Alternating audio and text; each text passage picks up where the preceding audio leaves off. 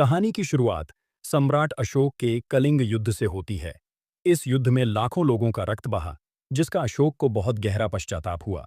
दुख और पछतावे में अशोक ने प्रण लिया कि वह आगे से हिंसा का मार्ग नहीं अपनाएगा। उसने फैसला किया कि वह उन दिव्य शक्तियों का त्याग कर देगा जिनके कारण इतने निर्दोषों की जान गई। अशोक ने अपनी शक्तियों को 9 ग्रंथों, पुस्तकों में विभाजित कर दिया। 8 ग्रंथ की सुरक्षा का जिम्मा उसने योद्धाओं को सौंपा, जो पीढ़ी दर पीढ़ी इन ग्रंथों की रक्षा करेंगे। 9वां ग्रंथ, जिसमें अमृतत्व, अमृता की शक्ति थी, उसे भविष्य देखने वाले महर्षियों के हवाले कर दिया गया। उन्हें आदेश दिया गया कि वे इस ग्रंथ की गुप्त रूप से रक्षा करेंगे, ताकि यह मनुष्यों की पहुंच से दूर रहे। कहा जाता है कि अलेक्जेंडर, चंगेज खान और हिटलर जैसे कई शक्तिशाली लोगों ने इन ग्रंथों को पाने की कोशिश की, लेकिन वे हर बार असफल रहे। वर्तमान पीढ़ी में एक ऐसे असुर ने जन्म लिया जिसका नाम महावीर लामा था। लामा ग्रंथों को पाने के लिए किसी भी हद तक जाने को तैयार था। हमें अंबिका आश्रम का दृश्य दिखाया जाता है, जहां अंबिका नाम की एक महिला रहती है, जिसके पास दिव्य शक्तियां हैं और वह 9वें ग्रंथ की रक्षा कर रही है। एक दिन अंबिका लगातार 48 घंटे तक ध्यान में रहती है। इससे चिंतित होकर आश्रम के आरक्षी समझ जाते हैं कि वह कोई बड़ा खतरा देख रही है। ध्यान से उठने के बाद अंबिका आरक्षी से कहती है कि 8 योद्धाओं को तुरंत आश्रम बुलाया जाए, क्योंकि उन पर बहुत बड़ा खतरा मंडरा रहा है। आरक्षी कबूतर के माध्यम से 8 योद्धाओं को संदेश भिजवाते हैं। योद्धा आश्रम में इकट्ठा होते हैं। अंबिका उन्हें चेतावनी देती है कि उन पर एक बहुत बड़ा संकट आने वाला है, एक ऐसा राक्षस, लामा, जो उनसे ग्रंथ छीन लेगा। वह कहती है कि यह उसकी चेतावनी नहीं, बल्कि सच्चाई है और वे इसे रोक नहीं सकते। योद्धा घमंड में चूर थे। उनका मानना था कि उनके पास सैनिक हैं और वे ताकतवर हैं, इसलिए वे किसी का भी सामना कर लेंगे और ग्रंथ नहीं देंगे। उन्होंने अंबिका की बात को गंभीरता से नहीं लिया और चले गए। आचार्य ने अंबिका से उन्हें फिर से समझाने के लिए कहा, जिस पर अंबिका ने जवाब दिया कि जब इंसान के अंदर अहंकार आ जाता है तो उसका दिमाग और कान दोनों बंद हो जाते हैं। वे उसकी बात नहीं समझेंगे, इसलिए अब उसे ही कुछ करना होगा। संकट का हल खोजने के लिए अंबिका ने कैलाश पर्वत पर जाकर अगस्त्य अर्षि से मिलने का फैसला किया। अर्षि ने उसे गर्भवती होने के कारण यात्रा न करने की सलाह दी, पर अंबिका नहीं मानी। ठंड और तूफान सहते हुए अनेक कठिनाइयों का सामना करके वह आखिरकार अगस्त्य अर्षि के पास पहुंच जाती है। अगस्त्य अर्षि अंबिका से कहते हैं कि कलयुग में कोई भी शक्ति इस प्रलय को रोक नहीं सकती। इसका एक ही हल है, तुम्हारा बेटा। अंबिका चौंक जाती है, पूछती है कि उसका बेटा ही क्यों? ऋषि बताते हैं कि अंबिका साधारण स्त्री नहीं, बल्कि दिव्य शक्ति वाली है, इसीलिए उसका अंश, बेटा ही इस संकट से निपट पाएगा। वह यह भी बताते हैं कि अंबिका का बेटा कई मुसीबतों का सामना करते करते यहां तक पहुंचेगा और उसे श्री राम जी के कोदंड धनुष रूपी एक शस्त्र की प्राप्ति होगी। अगस्त्य अर्षि अंबिका को सलाह देते हैं कि उसे अपने बेटे का त्याग करना होगा। उसे परिस्थितियां पालेंगी और फिर वह स्वयं अपने मार्ग पर यहां तक आएगा।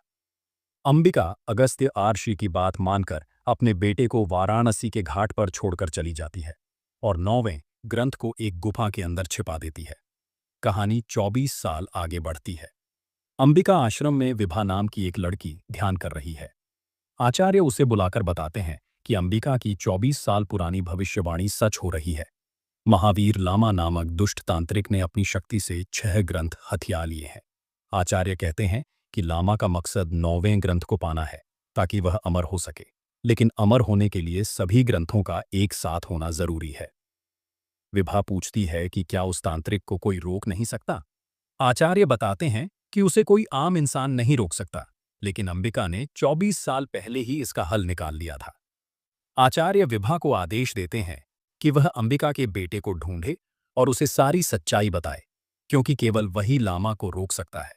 विभा उस लड़के को ढूंढने के लिए वाराणसी घाट पर पहुंचती है, जहां अंबिका ने उसे छोड़ा था। वह अनाथ आश्रम जाती है और वेदा नाम के लड़के के बारे में पूछती है। वहां का गार्ड पैसे मांगता है, लेकिन विभा अपने दिमाग पढ़ने की शक्ति से जान लेती है कि वेदा हरिश्चंद्र घाट पर था। हरिश्चंद्र घाट पर उसे वह साधु मिलता है जिसने वेदा को पाला था। हम देखते हैं कि वेदा तारा के गिरने की दिशा के हिसाब से अपनी जगह बदलता रहता है। पहले वह बनारस से कोलकाता, फिर कोलकाता से हैदराबाद जाता है। विभा हैदराबाद पहुंचती है जहां वेदा को दास नाम के एक गुंडे ने बांधा हुआ था। वेदा एक चोर था जो पुरानी चीजें चुराकर उन्हें नया बनाकर बेच देता था। उसने दास के गांजे में धनिया मिलाकर नकली गांजा बनाकर बेच दिया था, जिससे दास बहुत गुस्से में था। वेदा वहां से छूटकर सबको मारता है और गांजे को जला देता है। इतने में वहां इंस्पेक्टर अशोक नाम का एक डरपोक पुलिसकर्मी आता है। वह अपराधियों से सख्ती से पेश आने से डरता था। अशोक दास, वेदा और गुंडों को जेल में बंद कर देता है। विभा जेल पहुंचकर उन्हें छुड़ाने की मांग करती है। अशोक सवाल करता है तो विभा कहती है कि गांजा जल चुका है, इसलिए उसके पास कोई सबूत नहीं है। बिना सबूत के जेल में बंद करने पर उल्टा उस पर धारा लग सकती है। यह सुनकर अशोक सबको छोड़ देता है। वेदा अपने घर आता है और विभा उसका पीछा करती है। वेदा उसे धन्यवाद सुनने आई समझता है। तब विभा उसे सच्चाई बताती है। वह कहती है कि उसने इतनी जगह इसीलिए बदली क्योंकि उसका जन्म 9वें ग्रंथ की रक्षा के लिए हुआ है। इसके लिए उसे सबसे पहले मिराई शस्त्र को ढूंढना होगा। वेदा को यह सब बकवास लगता है और वह उसका मजाक उड़ाता है।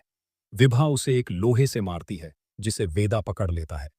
विभा कहती है कि वह सबका दिमाग पढ़ सकती है, लेकिन वेदा का दिमाग नहीं पढ़ पाई, जिससे साबित होता है कि वही असली वेदा है।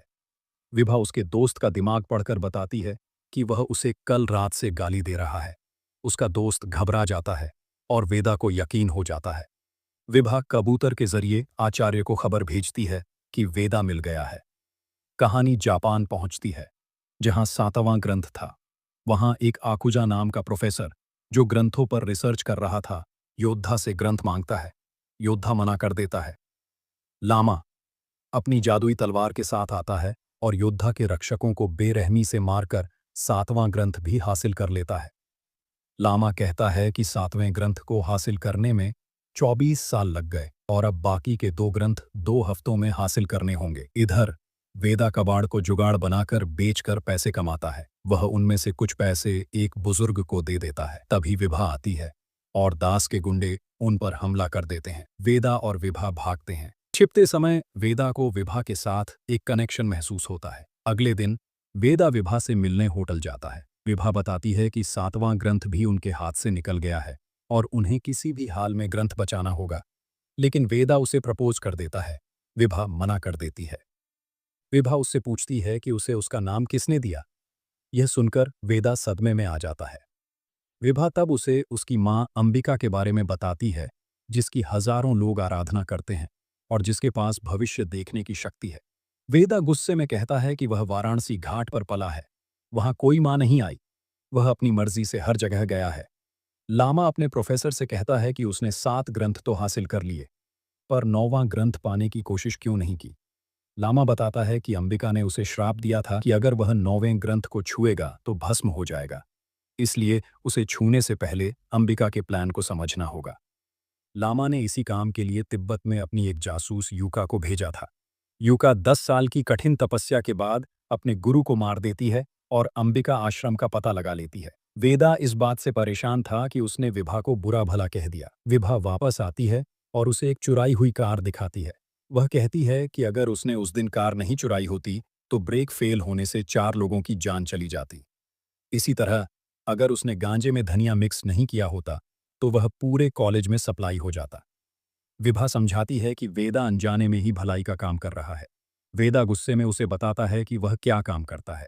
वे एक गाड़ी चुराते हैं, लेकिन रास्ते में पता चलता है कि गाड़ी में 2 लड़कियों को किडनैप किया गया था। वेदा हैरान था। वह कहता है कि ऐसा उसने कभी सोचा नहीं था और तभी उसे आसमान में धनुष बाण लिए कोई मनुष्य दिखाई देता है। विभा कहती है कि ये सब संकेत हैं। विभा वेदा को समझाती है कि एक राक्षस लाखों लोगों की जान लेने वाला है और उसे रोकने के लिए वेदा को मिराई तक पहुंचना होगा।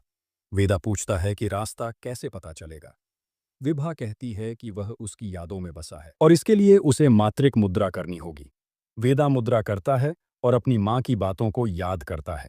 जब वह गर्भ में था तब अंबिका ने उसे बताया था कि उसे सबसे पहले मिराई तक पहुंचना होगा और उसके हर शब्द उसे मिराई तक पहुंचने में मदद करेंगे।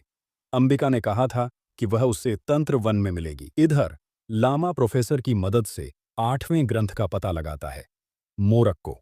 लामा मोरक्को जाकर योद्धा से ग्रंथ मांगता है।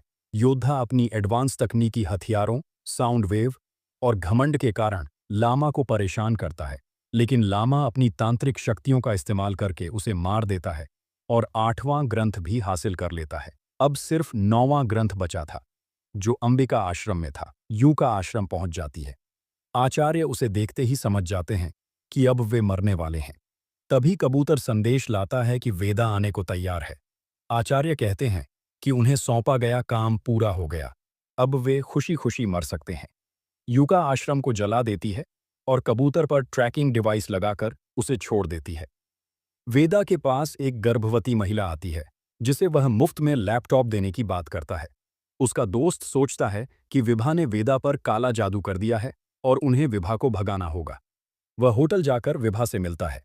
तभी घायल कबूतर विभा के पास आता है। ट्रैकिंग डिवाइस देखकर विभा समझ जाती है कि आश्रम के सभी लोग मारे गए हैं और यूका उनका पीछा कर रही है। इंस्पेक्टर अशोक भी फॉलो कर रहा था और यह बात जान जाता है। लॉज में यूका आती है और पुलिस वालों को एक झटके में खत्म कर देती है। अशोक डर जाता है। विभा भागकर वेदा के पास पहुंचती है और बताती है कि उनके आचार्य मार दिए गए हैं। इतने में यूका वहां आ जाती है और वेदा पर हमला करती है। वेदा लड़ता है, लेकिन यूका उसे अधमरा कर देती है। जब यूका उसे मारने वाली होती है तो विभा कहती है कि उसे 9वीं किताब का पता है। यूका वेदा को छोड़कर विभा को अपने साथ ले जाती है। वेदा मातृक मुद्रा करके अपनी माँ की बातों को याद करता है, जिससे उसके शरीर पर एक नक्शे का सिंबल बन जाता है। वेदा चेक करवाता है, पता चलता है कि वह हिमालय के अंदर मिराई तक जाने का रास्ता है। वेदा उस लोकेशन पर पहुंचता है जहां लोग उसे बताते हैं कि जो भी वहां से आगे गया है वह लौटकर वापस नहीं आया है। वेदा वहां जटायु की मूर्ति देखता है और अपनी माँ की बातों से समझ जाता है कि वह सही जगह पर है। वह एक गुफा में गिरता है जहां एक चमकता हुआ हथियार दिखाई देता है, मिराई। मिराई की रक्षा संपाती पक्षी, जटायु का भाई, कर रहा था। पक्षी उस पर हमला कर देता है। वेदा लड़ता है और अपनी माँ की बात याद करता है कि इसे काबू करने के लिए उसके मस्तक को छूना पड़ेगा। वेदा जटायु के मस्तक को छूता है, जिससे पक्षी उसके वश में हो जाता है।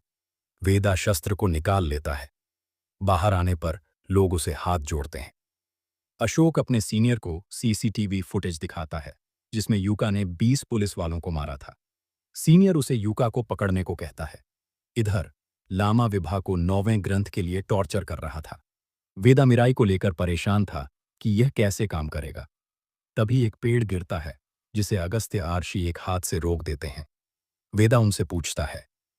आर्षि अपना नाम बताते हैं और कहते हैं कि वह वेदा की मां को जानते हैं। वेदा गुस्सा होता है, पर आर्षि समझाते हैं कि उसी त्याग की वजह से वह संपाती पक्षी को अपने वश में करके मिराई को पाया है। वेदा मिराई की शक्ति पूछता है। पक्षी मिराई को पकड़कर गायब होकर रेगिस्तान पहुंच जाते हैं। वेदा हैरान था। पक्षी कहते हैं कि यह तभी काम करेगा जब तुम्हारा उद्देश्य और आयुध, शस्त्र एक होंगे। यह तुम्हें तभी मार्ग दिखाएगा जब तुम्हारा उद्देश्य स्पष्ट होगा। इसके लिए वेदा को सिद्ध क्षेत्रम जाना पड़ेगा। लामा विभा से पूछता है कि 75 पीढ़ियों से ग्रंथ को छिपाकर क्या साबित किया। विभा कहती है कि वह बदलाव करके भगवान बनना चाहता है, पर उसमें भगवान बनने का कोई गुण नहीं है। लामा अपनी कहानी बताता है। जब वह छोटा था तो उसकी मां के मरने के बाद सौतेली मां ने उसे चुड़ैल का बेटा बताकर मार दिया। गांव वाले उसे मनहूस कहने लगे। एक दिन उसने झरने से गांव के लिए पानी की व्यवस्था की। जब उसने पंडित से कहा कि यह पानी वह लाया है, तो पंडित ने कहा कि यह सब भगवान ने किया है। लामा का पारा गर्म हो गया। वह सोचता है कि हर काम का क्रेडिट भगवान को ही क्यों दिया जाता है। एक दिन वह गांव में पूजे जा रहे पत्थर को हटाने लगा। गांव वालों ने उसे बांधकर पत्थरों से मारा। गुस्से में लामा ने पहले उसने समझ लिया कि जो ताकतवर है वही राज कर सकता है। अब वह ग्रंथों को पाकर भगवान बनकर दुनिया पर राज करना चाहता है। विभा उसे बताती है कि हिंसा से कोई भगवान नहीं बन सकता और अंबिका ने उसका हल पहले ही निकाल लिया है, उसका बेटा। लामा यूका को मोरक्को योद्धा से छीना गया साउंड वेव वाला शस्त्र देता है। आर्षि और वेदा सिद्ध क्षेत्रम पहुंचते हैं। वेदा वहां एक छोटी बच्ची से पूछता है कि अयुद्ध कैसे चलाना है। वह उसे बताती है कि पीछे अयुद्ध स्थल है, जहां श्री राम जी ने ध्यान किया था। वेदा अयुद्ध स्थल पर पहुंचता है, जहां यूका विभा के साथ आ जाती है। यूका विभा का हाथ काटते हुए 9वीं बुक का पता पूछती है। वेदा यूका से लड़ने लगता है। यूका साउंड वेव यंत्र से वेदा को घायल कर देती है। वेदा बड़ी बहादुरी से लड़ रहा था, लेकिन मिराई को इस्तेमाल करना नहीं जानता था। अधमरी हालत में वेदा मिराई को पकड़कर कहता है, मेरी माँ का उद्देश्य ही मेरा उद्देश्य है। ये कहते ही मिराई बड़ा हो जाता है, उसमें शक्ति आ जाती है और वेदा उससे यूका को मार देता है। मिराई से वह विभा को भी ठीक कर देता है। विभा कहती है कि उनके पास समय नहीं है, 9वें ग्रंथ को जल्द ढूंढना होगा। वेदा को याद आता है कि उसकी माँ ने तंत्रवन का नाम लिया था। विभा समझ जाती है कि तंत्रवन कामाख्या द्वीप में है। वेदा और विभा कामाख्या द्वीप जाते हैं। पुलिस भी उनका पीछा कर रही होती है। लामा अयुद्ध स्थल पहुंचकर अपने आदमियों को मरा हुआ देखकर हैरान होता है। प्रोफेसर कहता है कि यूका को मारने वाला कोई मामूली इंसान नहीं है। लामा कहता है कि एटम बम से ज्यादा खतरनाक अहंकार है और वह अहंकार उसके अंदर ज्यादा है। वह कहता है कि वेदा को पहले 9वां ग्रंथ ढूंढने दो, फिर उसे मार देंगे। कामाख्या द्वीप पर वेदा अंगम्बाली नाम के मुख्य आर्षि को ढूंढ रहा था। पुलिस भी वहां पहुंच जाती है। अंगम्बाली समझ जाता है कि वेदा अंबिका का बेटा है और उनके लिए आया है। वेदा कहता है कि अब उन्हें कर्ज चुकाना होगा। अंगम्बाली उन्हें अपने आश्रम ले जाता है। पुलिस पीछा कर रही थी, जिसका पता चलते ही अंगम्बाली अपनी शक्ति से उन्हें गायब करके एक पहाड़ी पर पहुंचा देता है। अंगम्बाली आश्रम पहुंचता है, जहां आग में जल रही एक मूर्ति थी। अंगम्बाली बताता है कि यह अंबिका है, जिसने उनकी रक्षा की है। वेदा अपनी माँ के साथ क्या हुआ पूछता है। अंगम्बाली बताता है कि यह सब एक अनाथ लामा की मदद करने की वजह से शुरू हुआ था। जब लामा ने अपने गांव को जलाया था, तब अंगम्बाली भी वहां था। लामा ने झूठ बोला कि गांव में आग लग गई और वह अनाथ हो गया। अंगम्बाली उसे अपने आश्रम ले आया और उसे अपने बेटे के साथ 7 साल तक तंत्र विद्या सिखाई। लामा बहुत निपुण हो गया। अंगम्बाली ने तंत्र ग्रंथ के रक्षक को चुनने के लिए लामा और अपने बेटे की परीक्षा ली। दोनों गुड़ियों को पेड़ से लटका दिया गया, जिसे तंत्र विद्या से जलाना था। अंगम्बाली का बेटा गुड़िया को जला देता है, लेकिन लामा अपनी ईर्ष्या और गुस्से में इतनी ताकत झोंक देता है कि गुड़िया के साथ बाहर भी आग लग जाती है। अंगम्बाली ने कहा कि इतना आक्रोश ठीक नहीं है और उसने अपने बेटे को रक्षक चुना। लामा इससे बहुत नाराज था। एक दिन लामा ने अपनी तंत्र विद्या से ढेर सारा कंगन बनाया और गांव वालों को यह कहकर पहनाया कि यह उनकी रक्षा के लिए है। यह बात अंगम्बाली को पता चली। लामा आया और उसने अंगम्बाली के बेटे को मार दिया। फिर लामा ने कंगन के जरिए सभी गांव वालों के रक्त को सुखाना शुरू कर दिया। लामा ने बताया कि 1 घंटे में सभी पत्थर बन जाएंगे। उसने यह भी बताया कि उसका गांव जलने से नहीं, बल्कि उसने ही जलाया था। अंगम्बाली उम्मीद हार चुके थे। तभी अंबिका वहां आ जाती है। अंगम्बाली कहता है कि उसे 9वें ग्रंथ की रक्षा करनी चाहिए। लामा बहुत खुश होता है कि अब वह 9वें ग्रंथ को छीनकर अमर हो जाएगा। सबको बचाने के लिए अंबिका ने एक ऐसी विद्या का प्रयोग किया जिसमें खुद को आहुति देनी थी।